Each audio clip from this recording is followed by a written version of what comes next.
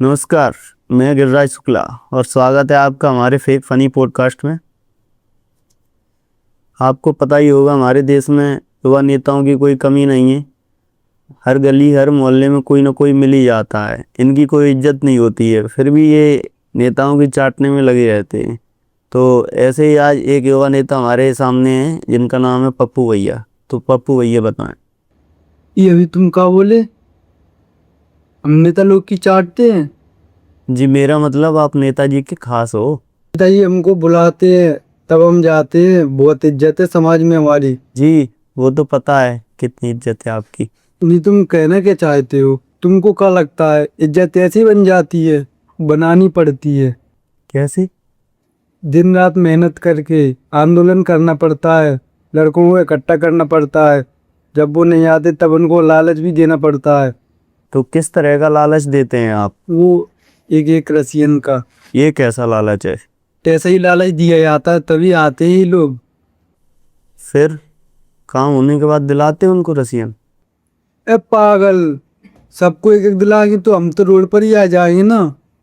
जी, वो तो आप अभी भी हैं। क्या बोला आपने? कुछ नहीं। आपको नहीं लगता आप इन लड़कों के साथ गलत करते हो? क्या गलत कर दिया हमने? पढ़ने लिखने की उम्र में इनको रसियन चाहिए? तो वादा तो आपने किया था ना। अब तो नेता लोग कभी वादा पूरा करते हैं? नहीं करते। तो फिर हम कैसे कर दे पूरा? ऊपर और रात में क्या काम करते हो? पागल पागल हो क्या? दिन भर आदमी काम करेगा तो रात में सोएगा नहीं क्या? पर आपने तो अभी कहा दिन रात काम करते हो। तो काम करके ही सोता हूँ ना। तो क्या काम करते हो रात में?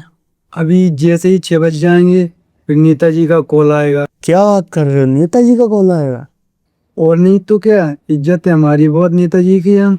कॉल आएगा फिर बंगला जाएंगे, जैसे ही पहुंचेंगे फिर चाय आएगी। आपके लिए चाय? नहीं, चाय तो नेताजी के लिए आएगी। और आपके लिए? बनाकर तो हम ही लाएंगे। तो ये सब काम होता है रात में? नहीं, अभी और भी है। क्या क्या?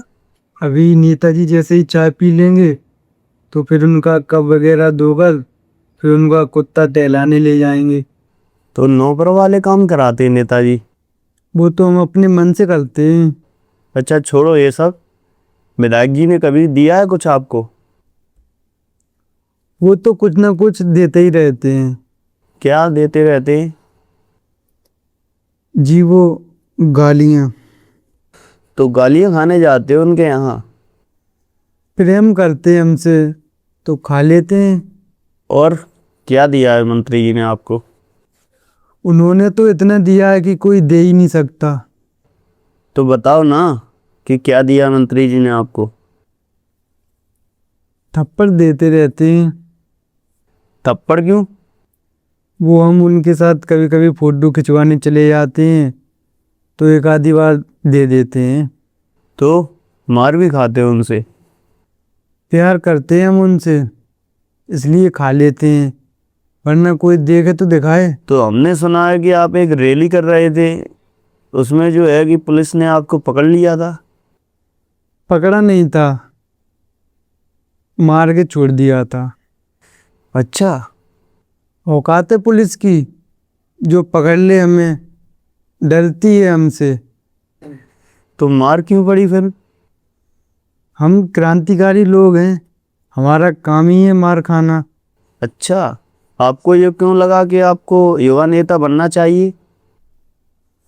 देश की सेवा करना चाहते हैं इसलिए बनना है युवा नेता। तो ये तो आप आईएएस वाईएएस बनकर भी कर सकते थे ना। रिस्क था इसमें बहुत। कैसा रिस्क? पैसों का। हमारे पास इतने पैसे नहीं थे कि आईएएस की सीट खरीद सकें। अच्छा, इसलिए युवा नेता बने हैं आप। जी बिल्कुल। और आपने जनता के लिए क्या क्या काम करवाए हैं? बहुत काम करवाया है। अभी हाल ही में गांव में एक हैंडपंप खराब हो गया था। तो आपने उसको ठीक करवाया? नहीं, उखड़वा कर उसको बेच दिया। ऐसे करते हैं आप जनता की सेवा? पैसों की प्रॉब्लम थी थोड़ी बहुत। ऐसी क्या प्रॉब्लम थी? पोस्टर लगवाने थे नेताजी के स्वागत के लिए। हमने सुना है आपने गांव का स्कूल भी तोड़वा दिया, ऐसा क्यों किया?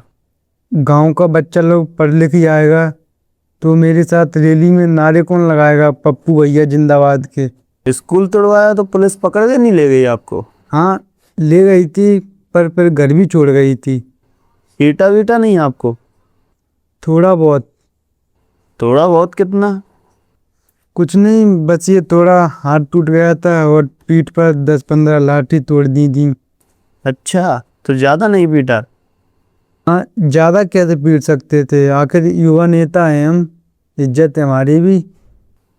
तो ये थे हमारे युवा नेता पप्पू भैया। तो आज के युवाओं से हमारा यही कहना है कि ऐसे युवा नेताओं से दूर रहें और पढ़ाई पे ध्यान दें और अपने माँ बाप का नाम रोशन करें। और आज का हमारा फेक और फनी पॉडकास्ट यहीं पे ख़त्म होता है। मिलते हैं अगली फेक और फनी पॉडकास्ट में। जय हिंद।